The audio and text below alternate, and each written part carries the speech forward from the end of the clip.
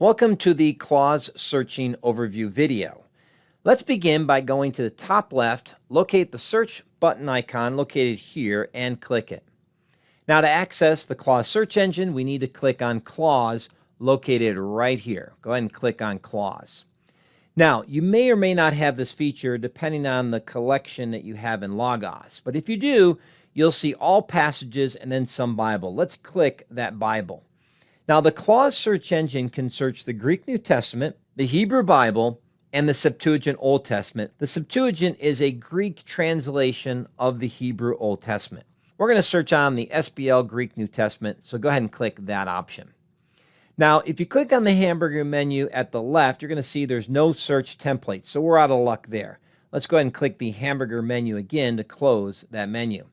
So the only help that Logos provides is right here in this middle section. If we scroll down, we can see all these search fields. Now, the downside is that Logos doesn't really tell you what the tags are when you use the search fields, and I'll demonstrate this in a minute. Let's go ahead and open up our Bible. I'm going to click on the New American Standard shortcut link, and we're going to go to Colossians 3:17. Whatever you do in word or deed, do all in the name of the Lord Jesus, giving thanks through him to God the Father. But we also want to open a Greek New Testament, the one we're searching, the Greek New Testament SBL editions. We'll click on the library icon. We'll type in the search box SBL space GNT, and then click the Greek New Testament. Once that's open, we're going to left click on the tab and drag and drop that to the bottom half of our New American Standard or your preferred Bible and release the mouse button. Now, what we want to do is begin to build a search. Now, what makes the clause search so wonderful is it's searching at the level of a clause. So, for example, if you're searching for two words in a verse and you want to find them in a clause and you're using the Bible search, well, those two words could exist in the verse, but they may be in separate clauses. That would be a false hit or a false positive. What we want to do is search for two words and find them in the same clause. That's a more precise search, and that can give us some additional insight. So we're going to search on the Greek word for giving. Now, if we select the English word, you'll see that the Greek word is highlighted below. So let's go ahead and right-click on that highlighted Greek word, locate the circle icon, which represents the lemma, click it, and then go over to the right where it says Copy Reference Text. Now, what that's done is copied the Greek lemma. But we can't just paste it in here, because if you do, you're going to see this red information. That tells you you've improperly used the search, or you've created an improper search. So let's delete that.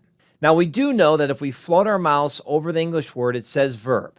So let's type in verb. Now, as soon as you type in verb, Logos prompts you for what type of verb. Now, we're searching on the lemma, that is the lexical form, and we have this option verb lemma. So let's click that. Now we can right-click and paste our Greek word. Because it's a lemma, Logos gives us an option to confirm this, and we'll go ahead and click that. Now, if we run this search, and I'm going to press enter or click the white arrow at the right, we'll see that we get lots of search results, and Colossians 3:17 has been highlighted. So that's to confirm that we have run a valid search. But what I want to know is, when we give thanks, are there other passages in the Bible where, for example, God is in the same phrase with giving thanks? In other words, can we find passages of giving thanks to God in more than just Colossians 3:17? Now, this is where things get tricky. So let me show you a cool little step that can guide you. So what we're going to do is we're going to go over to Analysis in our search window and click it. In a few moments, Logos will run through this and give us all our data. Now, what we got to do is find our passage, Colossians 3:17. So let's go ahead and scroll down. There it is, Colossians 3:17. Now let's click it so it's highlighted. Using the horizontal scroll button at the bottom, let's scroll to the right. Now what we're looking for is God in the passage. Now you may have to expand some of these columns so we get the full information. Now remember, our bar's been clicked and highlighted, so we only have to look at this row of information. Now all we're looking for is God in the passage. And here we go. We find that God is an indirect OBJ. And if we left mouse click between the two columns and drag to the right, we can see the full name, indirect object. So what we can do now is go back to our search engine and put in indirect, just kind of get it started. And you'll see that we have a search option called Indirect Object. Perfect. So let's click that. And we want God to be the object. So let's just type in God and see if it shows up. And there it is, the first one, God, and to the right, the icon of a person in gold. And that matches what we see.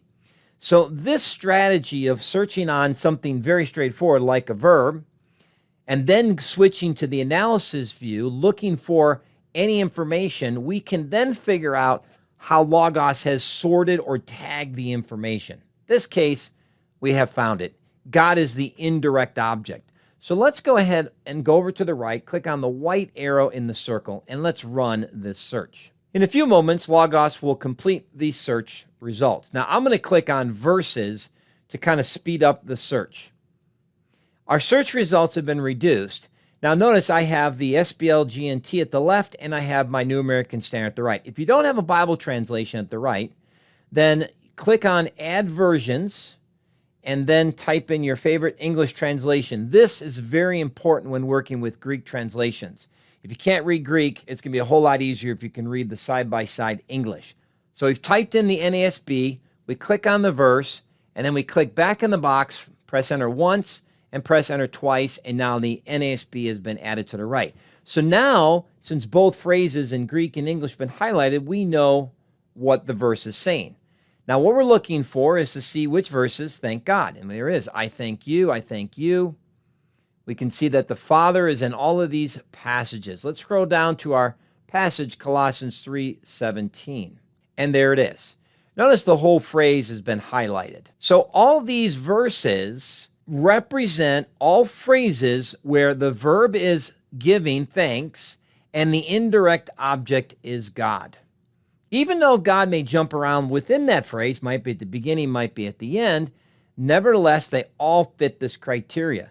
So now we can really study this concept more precisely and look at phrases where people are giving thanks and God is the indirect object. This is a very powerful search engine, but as you can see, it's a little tricky because you have to know the tags in order to properly run the search. Well, that's all I want to cover on the clause search for now. We'll come back to this in future videos. I hope you enjoyed this training on the clause search engine.